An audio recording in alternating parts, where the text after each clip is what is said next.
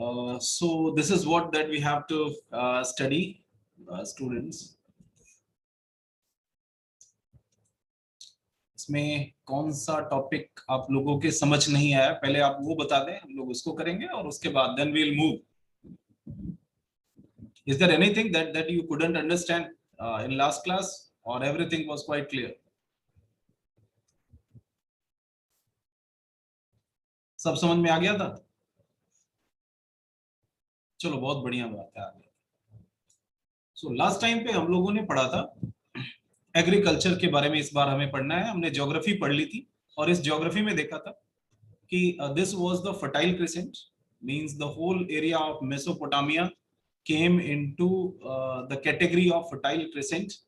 That was crescent in shape, ये एक arc तरह का शेप था, and it was quite fertile just because of the flow of many rivers. Reverse की वजह से यहाँ की मिट्टी वो जलोढ़ मिट्टी हो गई थी, वो अलवेल सॉइल हो गई थी। आप जानते हो दुनिया की सबसे ज्यादा उपजाऊ, सबसे ज्यादा प्रोडक्टिव सॉइल कौन सी होती है?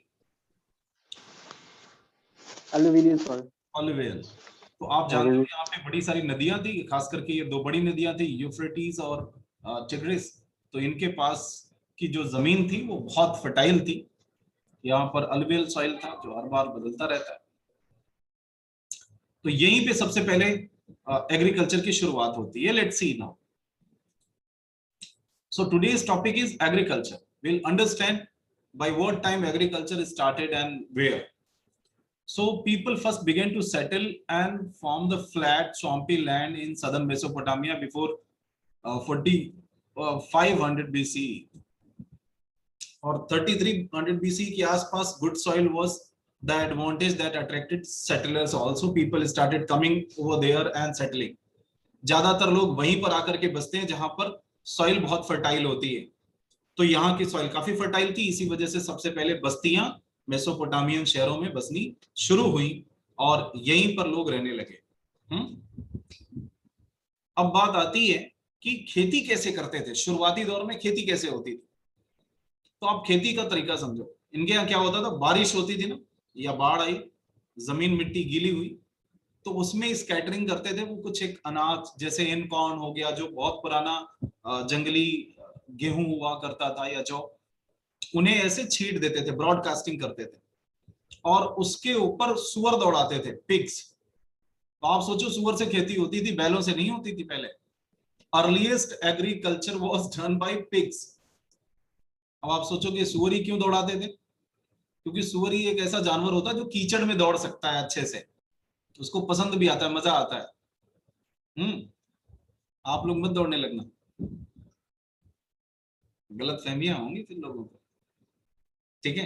तो कीचड़ उसको पसंद है और कीचड़ में ही वो अनाज हो सकता है। लोगों को नहीं पता था ना पहले कि खेती में किस तरह से हल बैल का इस्तेमाल करेंगे, जुताई करेंगे, बुआई करेंगे। दे डिडंट नो, तो वो नहीं जानते थे। इस वजह से उन्हें यही लगता था कि अनाज को किसी भी तरीके से जमीन में दबाना है। अब जमीन में, कड़ी जमीन में तो दबेगा नहीं, तो जब बारिश हो या गीली मिट्टी हो तो उसमें छींट देते थे। अब गीली मिट्टी में कौन चलने वाला है? तो from somewhere they have seen कि ये जो सुअर होते हैं वो बड़े आराम से चल लेते हैं, तो उन्हें ही पालना शुरू किया लोगों ने। इसी वजह से जो अर्लीस्ट जानवर पाले गए इंसानों के द्वारा, उनमें सबसे पहला कुत्ता, फिर सुअर, फिर गधा, यही सारे थे। गाय भैंस बैल ये सब बाद में आए, पहले इन्हीं को पालते थे। तो सुअर से ये खेती कराई जाती थी।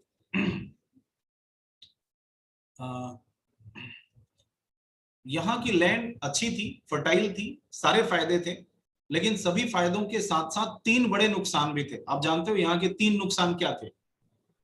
मतलब यहाँ पे 3 जो है दिक्कतें थी खेती करने में। कहाँ पे? मेसोपोटामिया में। फटाफट नोट करो, चलो। दिक्कत नंबर 1, फ्लड। नदियों के किनारे बसा हुआ था तो अनप्रेडिक्टेबल था, फ्लड कभी भी आ सकता था, बाढ़ कभी भी आ सकती थी। Any doubt? नहीं, सबको पता है कि नदी के किनारे बसे हो तो बाढ़ तो आ ही सकती है, क्या दिक्कत है उसमें। दूसरा, नो नेचुरल बैरियर। हाँ, ये दूसरी बड़ी दिक्कत है। जैसे होता ना, कोई लैंड की अगल बगल अगर पहाड़ है या कुछ इस तरह का है, तो उनके पास एक नेचुरल बैरियर है कि लोग अटैक करने के लिए नहीं आएंगे। इनके यहाँ प्लेन था, कोई भी आ सकता है कहीं से भी, तो इनके खेतों में अक्सर करके जानवर जो हर्डर्स होते थे मारी वारी किंगडम से, वो आकर के चरा लेके जाते थे, नुकसान कर देते थे। तो इनके पास कोई नेचुरल प्रोटेक्शन नहीं था, डिफेंसलेस थे। और तीसरी दिक्कत थी, नेचुरल रिसोर्सेस इनके पास बहुत लिमिटेड थे। नेचुरल रिसोर्सेस के लिमिटेड होने का मतलब ये हुआ, खेती तो जबरदस्त होती थी, लेकिन खेती के अलावा इनके यहाँ नहीं होता था कुछ। जैसे इनके यहाँ लकड़ी नहीं होती थी, बड़े जंगल ही नहीं थे। क्यों? क्योंकि सुमेरिया में जहां ये रहते थे वो तो रेगिस्तान वाला इलाका है ना, वो that was a kind of barren land, desert है। तो डेजर्ट में कहां लकड़ी होगी? तो ना इनके पास लकड़ी थी, ना इनके पास पत्थर थे, ना इनके पास जो है मेटल्स थे। तो ये कुछ नहीं होते थे। तो नेचुरल रिसोर्सेज के मामले में ये बड़े कंगाल थे। ये 3 दिक्कतें थी। समझ में आ गया? मेसोपोटामिया के लोगों के सामने इनकी ज्योग्राफिकल सेटिंग खेती के लिए बहुत अच्छी थी, लेकिन खेती के अलावा 3 बड़े माइनस थे। एक फ्लड आता था, दूसरा नेचुरल बैरियर नहीं था, और तीसरा इनके पास नेचुरल रिसोर्सेस की भारी कमी थी। यही कारण है मेसोपोटामिया में घर भी बनाए जाते थे तो कच्ची ईंटों के बनते थे। मतलब मिट्टी से वो ईंट बना लेते थे, ईंट को सुखा लेते थे, उससे घर बना लेते थे, पकाते नहीं थे। क्यों? क्योंकि ईंट को पकाने के लिए चाहिए लकड़ी, जो इनके पास थी नहीं। तो इनके आप पक्की ईंटों के आप मकान नहीं देखो।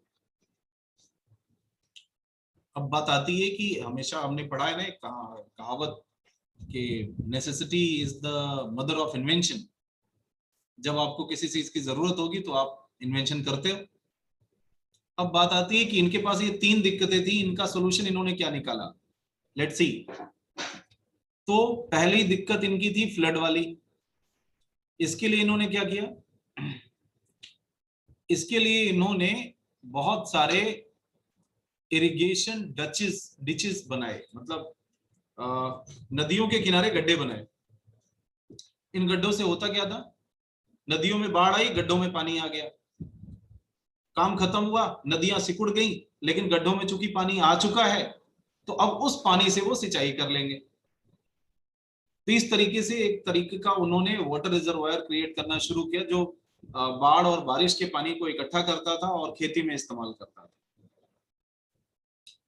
इसकी वजह से सरप्लस प्रोडक्शन होने लगा। दूसरा, डिफेंस इनके यहाँ नहीं था, इनके पास नेचुरल बाउंड्री कोई नहीं थी। तो इन्होंने क्या किया? इन्होंने सिटी वॉल बनाने शुरू किए, वो भी मड ब्रिक से, क्योंकि वो पक्की ईंटें तो होती नहीं थी उनके यहाँ। तो कच्ची ईंटों से ही उन्होंने दीवारें बनानी शुरू करी, पूरे शहर को दीवार बना के घेर दिया। आप जानते हो जो चाइना की दीवार बनी हुई है बेटा, वो भी इसी वजह से बनी हुई है, क्योंकि चाइना पे भी सेंट्रल एशिया की तरफ से बहुत हमले होते थे। मंगोलों के हमले थे, उनों के हमले थे। तो उन्हीं हमलों से बचने के लिए चाइना की सरकारों ने, चाइना में जो राजा हुआ करते थे, उन राजाओं ने डिफेंस के लिए वो दीवार बनानी शुरू करी।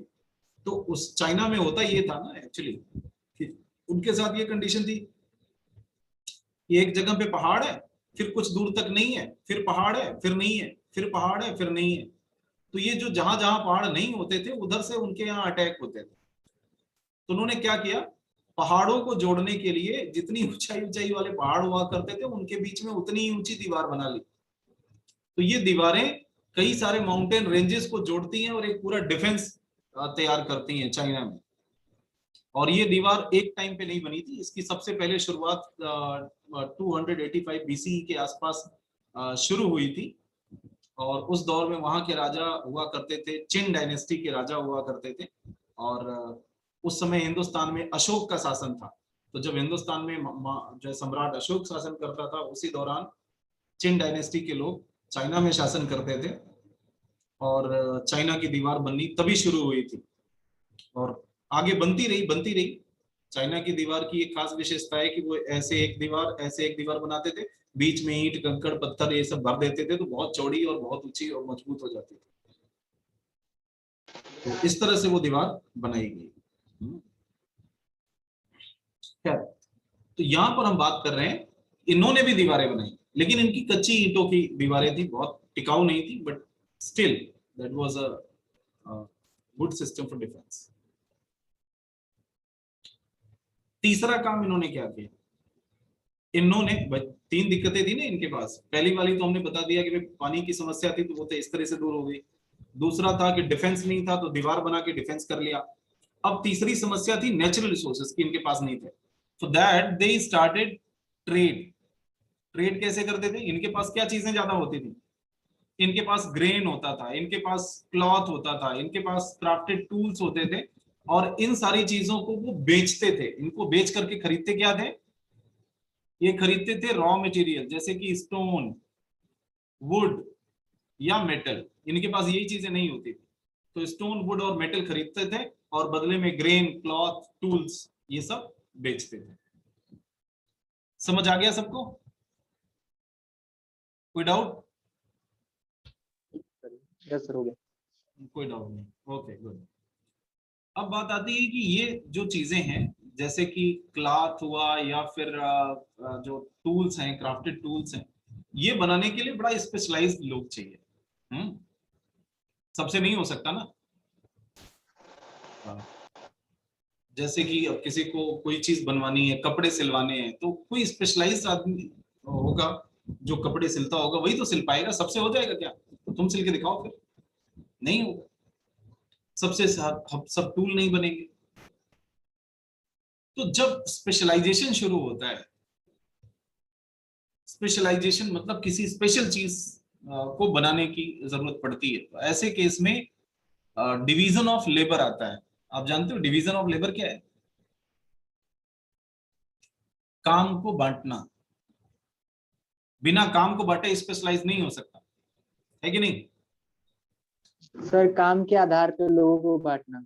नहीं, काम के आधार पर लोगों को नहीं बांटना, बल्कि काम को ही बांटना। आप देखते हो जैसे घर में आपके आपके घर में जब खाना बनता है, तो मम्मी आपकी या दीदी या भाभी जो भी बनाती हैं, वो अकेले खाना बना सकती हैं। मतलब वो आटा भी गूंथ लेंगी, वो रोटी भी बना लेंगी, वो सब्जी भी काट लेंगी, बना लेंगी, सब कुछ कर देंगी।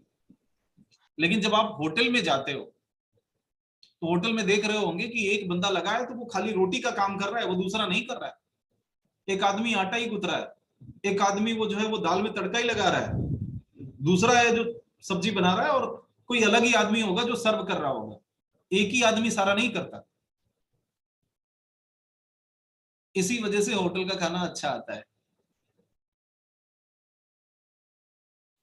क्योंकि एक आदमी एक ही चीज में स्किल्ड है, उसको वही पता है।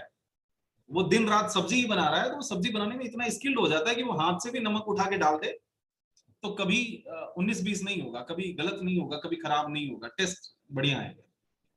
उसकी आदत है ना। आप चाय की दुकान पे चले जाओ, जो दिन रात खाली चाय बना रहा है, उसका चाहे सुबह चाय पी के जाओ, चाहे शाम चाय पी के जाओ, एक ही जैसा टेस्ट आएगा। लेकिन आपने कभी चाय नहीं बनाई है, आप बेटा बना करके पिला करके देखना, तुम 4 बार बनाओगे, चारों बार अलग अलग टेस्ट आएंगे, जबकि चाय पत्ती भी वही है, चीनी भी वही है। क्यों? क्योंकि तुम स्किल्ड नहीं हो, वो स्किल्ड है। और स्किल्ड कैसे है? एक ही काम को कर रहा है। अगर उसी से हम 50 काम करवा दें, तो क्या इतनी अच्छी वो चाय बना सकेगा? उससे कहें कि नहीं, तुम भैंस भी चराया करो, दूध भी निकाला करो, चाय भी बनाया करो, खाना भी बनाओ, कपड़े भी सिलो, बाल भी काटो, तो फिर वो सब सत्यानाश करके आएगा। तो सिंपल सी बात है कि स्पेशलाइजेशन के लिए जरूरी है डिवीजन ऑफ लेबर का होना, काम को बांटना, है ना। अब आप देखते हैं जो बड़े बड़े ब्रांड्स होते हैं कपड़ों के, लेवाइस या कोई भी इस तरह का किलर, अब ये ब्रांड्स क्या करते हैं? ये डिवीजन ऑफ लेबर पे यकीन करते हैं। आपने देखा होगा, जैसे आप किसी दुकान पे जाते हो कपड़े सिलवाने के लिए, तो वहां पे देखते हो कि एक मास्टर होता है जो टेलर, वो सिर्फ कपड़े की नाप लेता है, वो और काम नहीं करेगा। कपड़े की नाप लिया, फेंका। दूसरा बंदा है, वो कपड़े को काट रहा होता है, तो जो काट रहा है वो बस काट रहा है, उसका और कोई काम नहीं है। तीसरा सिल रहा है, चौथा उसमें बटन लगा रहा है, पांचवा इस्त्री मार रहा है। अब ऐसे में क्या होगा, अगर एक ही आदमी आपका नाप ले, फिर काटने बैठ जाए, फिर ये भी कर ले, फिर वो भी कर ले, तो पहली बात तो वो काम तेज नहीं कर पाएगा। वो हो सकता है 4 दिन में एक शर्ट सिलेगा। और ऐसे एक ही काम को 7 आदमी कर रहे होंगे, तो फटाफट एक ही दिन में 20 कपड़े निकल के आएंगे, क्योंकि उनकी स्किल होगी, वो तेज हो जाएंगे। शहर की सबसे बड़ी बात यही होती है कि इन cities generally people do work in specialised spheres. ठीक है, वहां पर वो एक एक काम स्पेशल करते हैं। तो division of labour is the most important feature of city life. शहरी जीवन का सबसे महत्वपूर्ण अंग होता है डिवीजन ऑफ लेबर। शहर और गांव में सबसे बड़ा अंतर भी यही है। गांव में एक ही आदमी 50 काम करेगा, लेकिन शहर में 50 कामों के लिए हो सकता है 100 आदमी लगाए गए हैं। एक आदमी बहुत सारे काम नहीं करेगा। गांव में ऐसा होता है, गांव में जो पिताजी होते हैं वो सुबह में जो है गाय भैंस भी पाल लेते हैं, दोपहर में खेती भी कराते हैं, शाम को सब्जी भी उगा लेते हैं, और जरूरत पड़ने पे संडे को बच्चों के बाल भी काट लेते हैं। तो वो अकेले ही बहुत सारे स्किल में माहिर होते हैं। शहर में ऐसा नहीं है। शहर में सब्जी वाला अलग ही होगा, होटल वाला अलग होगा, बाल काटने वाला अलग है। तो शहर की विशेषता ही यही है, डिवीजन ऑफ लेबर। ये ध्यान रखना। मैं बार बार क्यों बता रहा हूं, क्योंकि आपसे पूछा जाएगा यहाँ पे कि इन सारी एक्टिविटीज में क्या चीजें लगती हैं। इसमें ऑर्गेनाइजेशन लगता है, कोऑपरेशन लगता है, लीडरशिप लगता है, और ये सारी विशेषताएं होती हैं सुमेरियन लाइफ की, मतलब सिटी लाइफ की। तो वहां पर बेहतरीन इरिगेशन सिस्टम था, वहां पर लीडर्स थे जो कई सारे प्रोजेक्ट्स बनाते थे और उनको सुपरवाइज करते थे, जैसे कि नहर खोदना हुआ।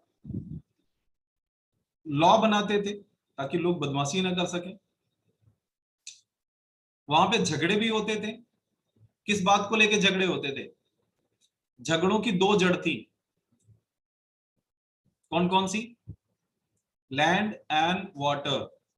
सुमेरिया में और किन्हीं कारणों से झगड़े नहीं होते थे। सुमेरिया में झगड़ों के क्या कारण थे? जमीन और पानी, क्योंकि खेती महत्वपूर्ण चीज थी और खेती इन्हीं दोनों चीजों पे डिपेंड करती थी। जमीन को लेके झगड़े होते थे, पानी को लेके होते थे। Is that clear?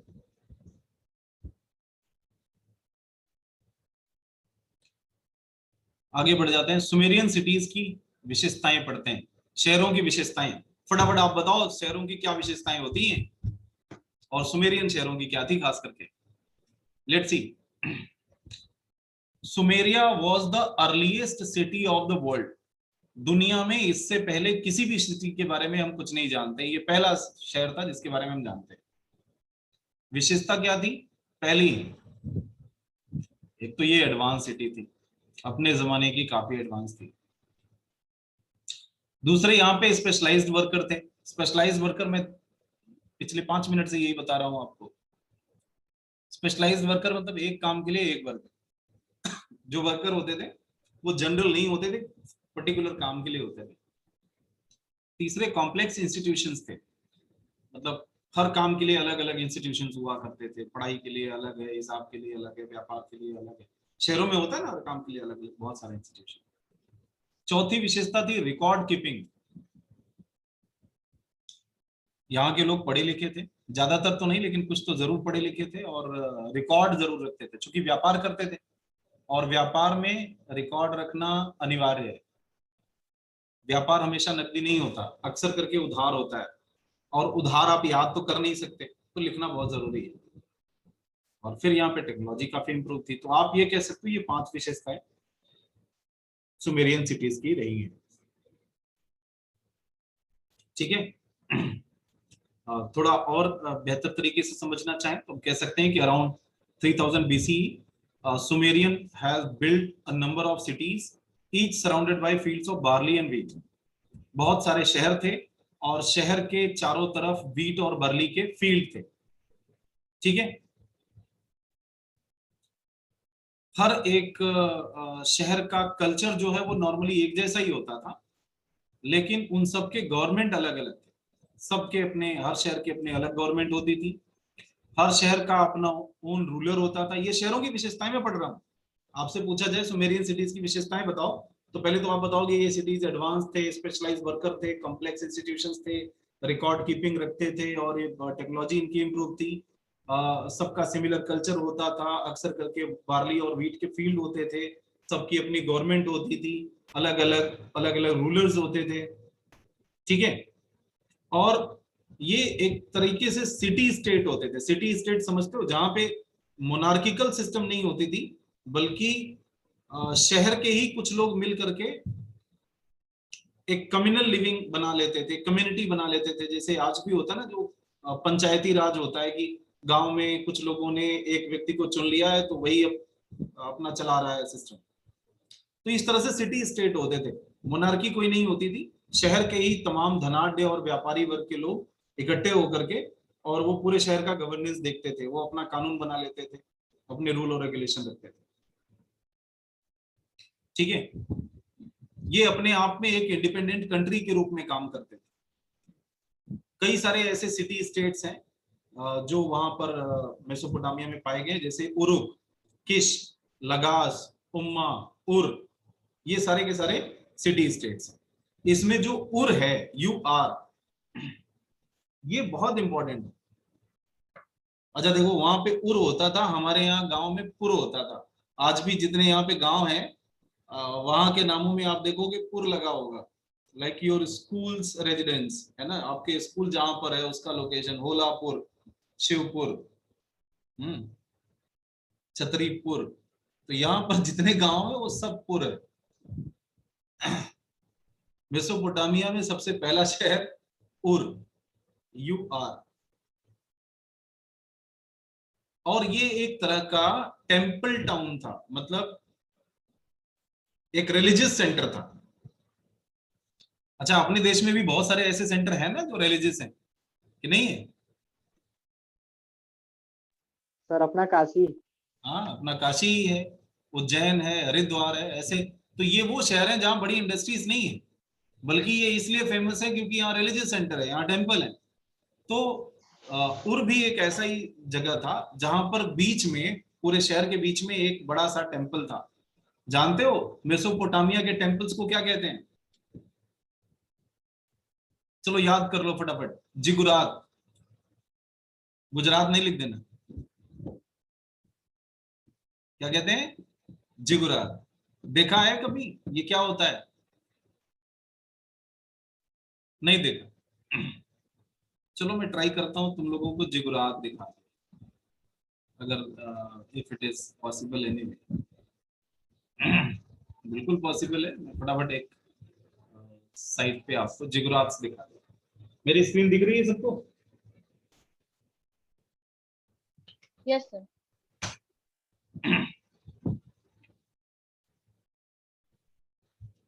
दिख रहे हैं ये सब? जिगुरात एक इस तरह का स्ट्रक्चर हुआ करता है, मतलब ये मल्टी स्टोरीड होता है, हाँ, पिरामिड टाइप का। और ये ईश्वर का घर होता है सबसे ऊपर, ऐसे बड़ी सी सीढ़ियां लगी होती हैं। ठीक है, इन्हीं सीढ़ियों से ऊपर जाया जाता है, इसमें देवता बिठाया जाता है। नीचे वाले कमरों में वो जो है पुजारी रहा करते हैं। इस तरह का सिस्टम होता है जिगुरात का।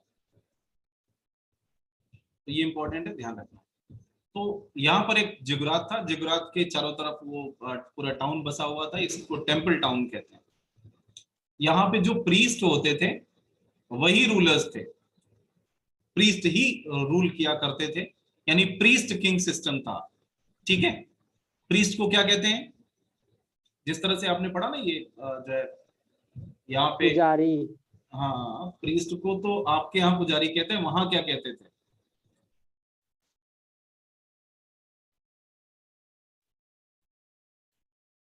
वहां पर प्रीस्ट को क्या कहा जाता है? वहां पर प्रीस्ट को कहा जाता है पटेशी। क्या कहते हैं? पटेसी।